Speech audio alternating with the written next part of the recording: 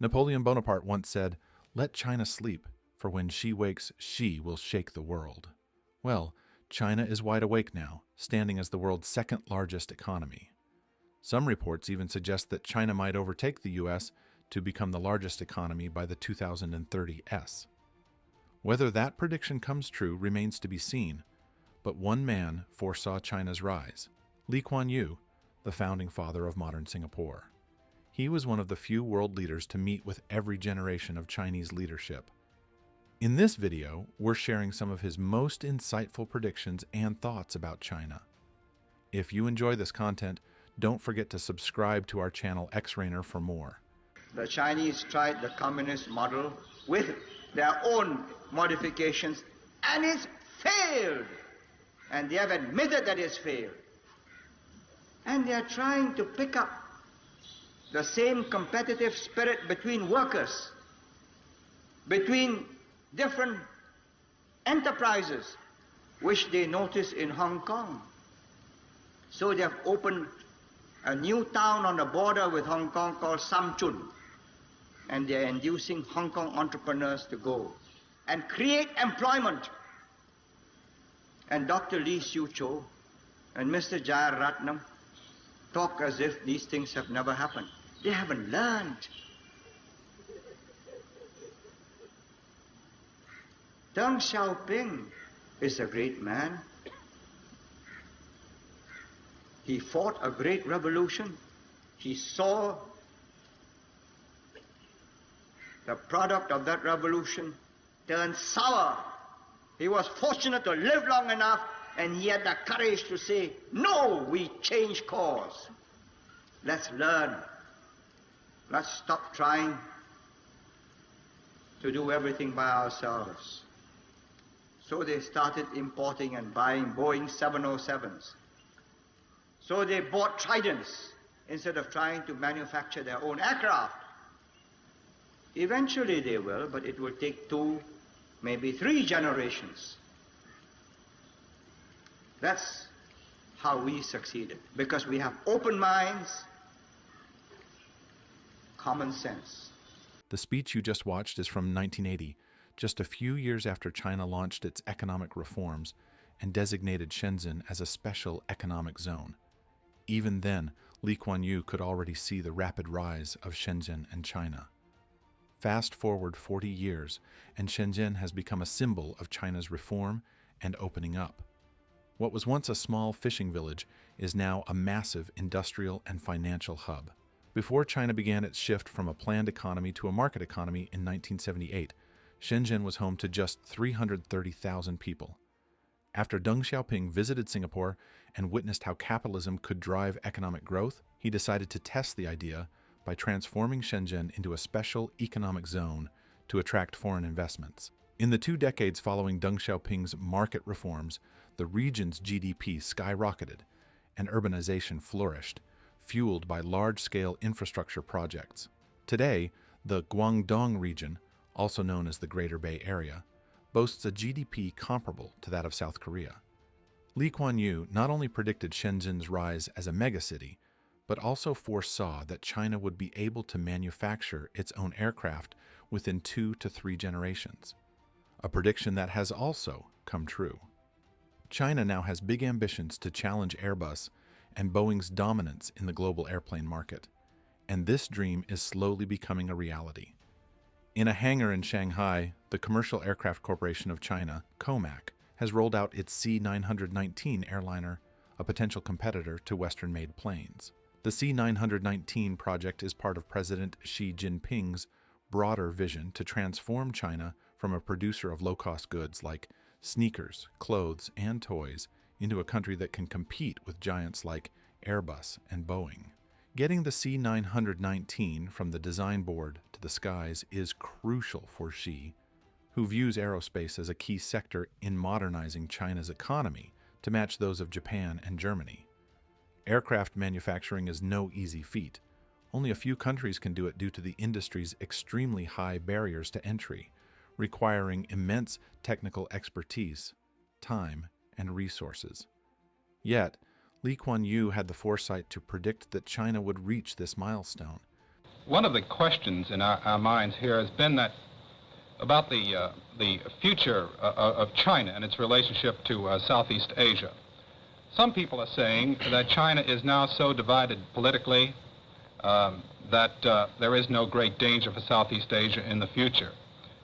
Speaking as a Chinese who understands China, can you make an estimate or a guess as to the future of China? Do you think in the near future it will become again a unified country, a strongly unified country that might represent some kind of a danger to Southeast Asia?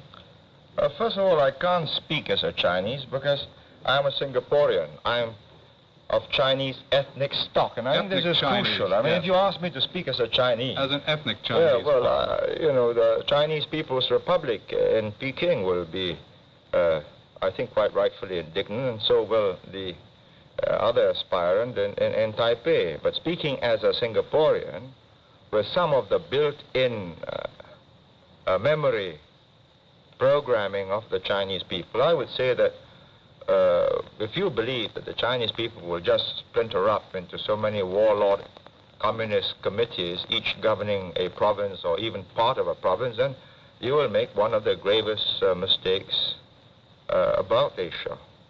I think I've traveled around the world often, and you know, people don't know that I come from Singapore, and they treat me as a Chinese or as a Chinaman in the old days, as they used to call them. And they used to say, Chiang Kai-shek, you know, in the middle 40s, and nowadays, of course, Mao Zedong. I'd say that they are determined as a people to unify and build a modern, powerful, wealthy Chinese nation. And I say good luck to them. And I think the moment they get prosperous, good luck to me, because I'll be much safer. I don't believe, however, you know, the simple theory that they're just going to send their armies across and eat up Southeast Asia. It's too simple. After stepping down as Prime Minister of Singapore in 1990, Lee Kuan Yew frequently shared his insights on China with the international media and at various forums. Former U.S. Vice President Al Gore even remarked that anyone seeking a perspective on China should consult Lee Kuan Yew.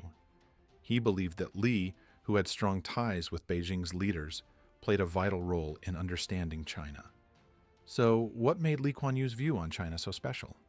In 2013, he published a book titled One Man's View of the World, where he shared his thoughts on global issues, with a significant focus on China. Lee recognized that China was unique, and he expressed this in his book. He wrote that, for 5,000 years, the Chinese have believed the country is only secure when the central authority is strong. A weak center leads to confusion and chaos. Every Chinese person understands this as a fundamental principle. Some in the West hope to see China become a democracy in the Western tradition, but Lee argued that this would not happen. China is a vast nation of 1.3 billion people with a distinct culture and history. It will forge its own path. Before we wrap up this video, we'd like to share more of Lee Kuan Yew's thoughts on China's future. Because the major changes that are taking place is the recovery of China, and to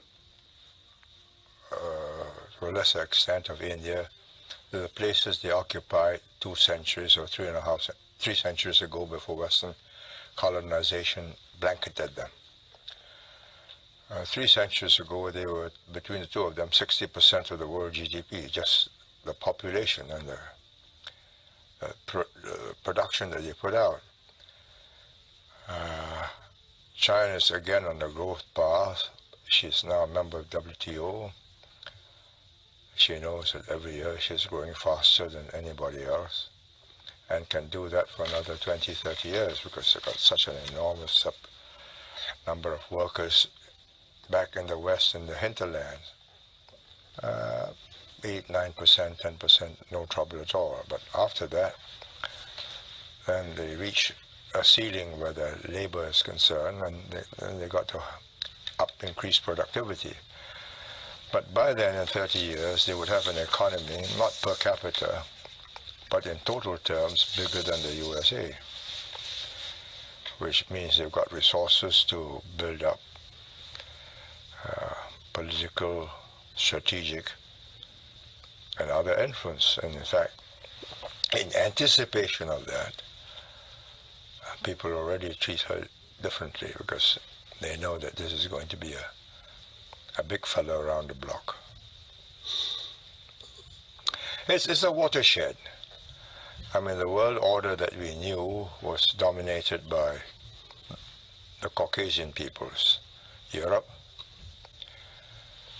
technology, sailing ships, then aircraft, they conquered the world. Industrialization. Globalization. Globalization. Well, industrialization first, and then they globalized it. And America is the extension of Europe, with a difference, in that she's more embracing of other races. The 20th century was the American century. The first half of the 21st century, a large part of it will still be the American. But I believe the second half, you will have to share top places with China and also with India, make space for them too. What should the United States do as it looks at the inevitable growth of China as a dominant player? What would be a wise foreign policy? I think... Because you have 2 or 3 decades before it reaches its full strength. No, even in 3 decades it won't reach its full strength. In 3 decades, its per capita is still about 1/3 of America. Its gross domestic product. Well, for it to reach America's standard of living and standard of technology will take more than 100 years. So what should the United States do while it has the position it has now? I think make sure that they feel that they are accepted at the top table. Make sure that China feels like it's accepted at the top table. Yes, your place is waiting for you when you make it, but you got to play by the rules of the game.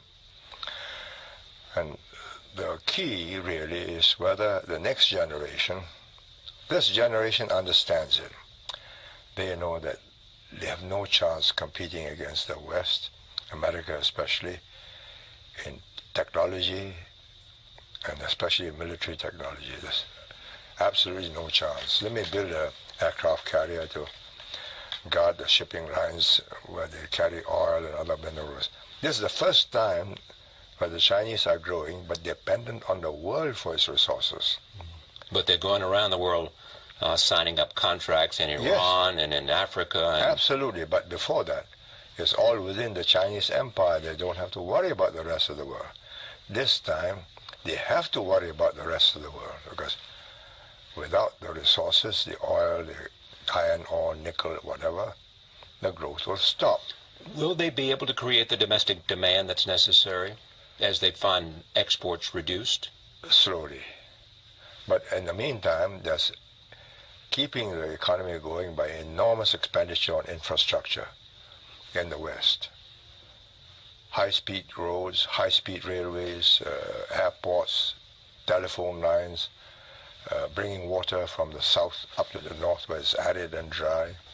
Huge, enormous mammoth projects. That keeps it going. Thank you for watching.